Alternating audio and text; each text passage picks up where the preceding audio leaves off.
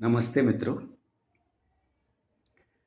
पर्यावरण की लंबी साप्ताहिक चर्चा के साथ साथ आज का जो हमारा विषय रहेगा वो आंतरिक पर्यावरण की शुद्धि का है।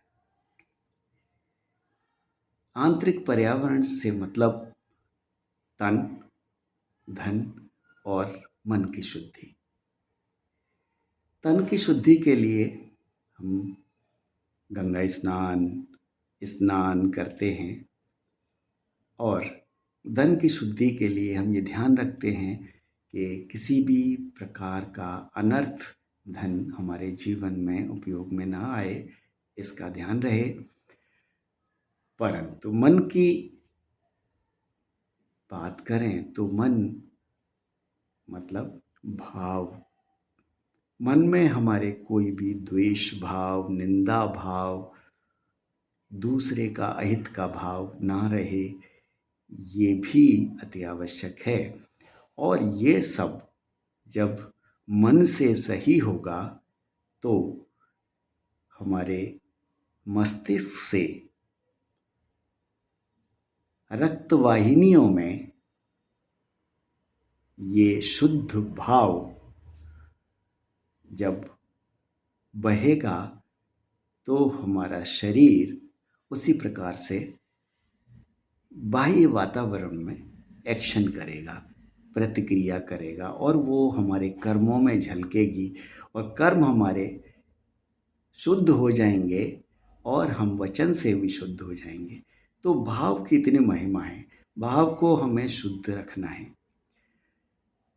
वैसे तो कोई भी अपने आराध्य की पूजा पाठ करता है तो तमाम धूप, दीप, नैवेद्य, दीपक, हाँ, ये तमाम चीज़ें लेकर जाता है समर्पित करने को अपने आराध्य को। और तन की शुद्धता भी करता है, मन की शुद्धता भी करता है। तन की शुद्धता कई बार उपवास और व्रत रख के भी करता है। तो तन मन धन से शुद्ध होकर वो अपने आराध्य के पास जाता है। पर इसका मतलब ये नहीं है कि सिर्फ भाव। जैसे रामचरितमानस में गोस्वामी तुलसीदास जी लिखते हैं, राम ही केवल प्रेम प्यारा, जान ले जो जानने हारा। सिर्फ प्रेम ही, इसमें कोई संदेह नहीं है, प्रेम ही बहुत है। मतलब अगर भाव आपका शुद्ध है तो भगवान आपके प्रत्येक कर्म में दिखेंगे, आप नित्य राम को जिएंगे। हाँ, इस पे मेरा अपना एक स्वरचित दोहा है, वो याद आ रहा है। मनसा वाचा कर्मणा जो नित जीते राम। मनसा वाचा कर्मणा जो नित जीते राम। ते नर भव सागर तरह पुष्प होए निष्काम। मतलब जिनका भाव शुद्ध है वो निष्काम कर्म क्षेत्र में रहते हैं, कोई आसक्ति नहीं होती और निष्काम रूप से कार्य करते रहते हैं। परंतु जैसे एक छोटा बच्चा अपने मंदिर जाता है तो माँ की ओर लेके जाता है, ऐसे ही भगवान के मंदिर जब आप जाते हैं, अपने आराध्य के पास जाते हैं तो माँ को साथ लेके जाते हैं। मतलब माँ का मतलब प्रकृति, धूप, दीप, नैवेद्य, इन सबको लेके जाते हैं प्रैक्टिस के तौर पे। जब आप बड़े हो जाते हैं तो स्वयं मंदिर चले जाते हैं, मतलब आपको प्रैक्टिस हो गई। तो आप अमल में लाते हैं जब इन सब चीज़ों को, उसके बाद तन मन धन से मनसा वाचा कर्मणा शुद्ध होते हैं, तब वो स्थिति आती है जो रामचरितमानस में तुलसीदास जी लिखते हैं, राम है केवल प्रेम प्यारा। तब माँ की जरूरत नहीं होती, आप इतने अभ्यस्त हो चुके हैं उस पूजा पाठ को मनसा वाचा कर्मणा जीने के लिए, तो आप अकेले भी चले जाते हैं, तो भाव भी काफ़ी है। एक किसी कवि ने कहा है, भावना में भावना तो भावना बेकार है, भावना में भाव है तो भव से बेड़ा पार है। यही मुझे याद आ रही है, एक कवित्री हुई हैं हमारे यहाँ फर्रुखाबाद उत्तर प्रदेश में। नाम है कवित्री महादेवी वर्मा। बहुत ही विशेष कविताएं उन्होंने लिखी हैं अपने जीवन काल में। उनकी एक कविता को मैं आपको समर्पित करता हूँ।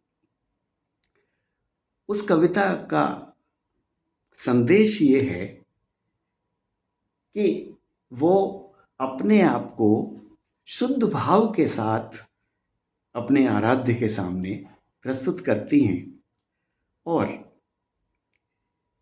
ये भी मिस करती हैं कि मेरे पास धूप दीप नैवेद्य जो जरूरी चीजें हैं वो भी नहीं हैं।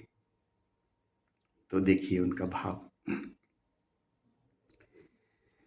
देव तुम्हारे कई उपासक विविध ढंग से आते हैं, पूजा की सामग्री प्रभु वे विविध रंग की लाते हैं। मैं गरीब और अति निष्कंचन खाली हाथ चली आई, पूजा की विधि नहीं जानती फिर भी देव चली आई। धूप दीप नैवेद्य नहीं है, पूजा का उपचार नहीं, हाय गले में मेलन को प्रभु वो फूलों का हार नहीं। कैसे स्तुत करूं तुम्हारी है स्वर में माधुर्य नहीं, कैसे स्तुत करूं तुम्हारी है स्वर में माधुर्य नहीं, मन के भाव प्रकट करने को वाणी में चातुर्य नहीं।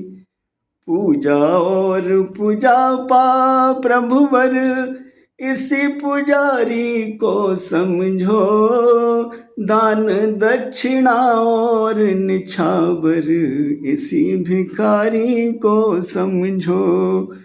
चरणों में अर्पित है तुम्हारे, चाहो तो स्वीकार करो, है यह वस्तु तुम्हारी ही प्रभु, ठुकरा दो या प्यार करो।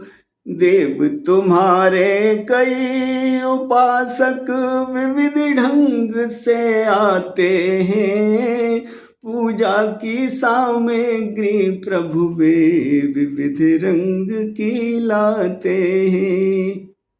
नमस्ते।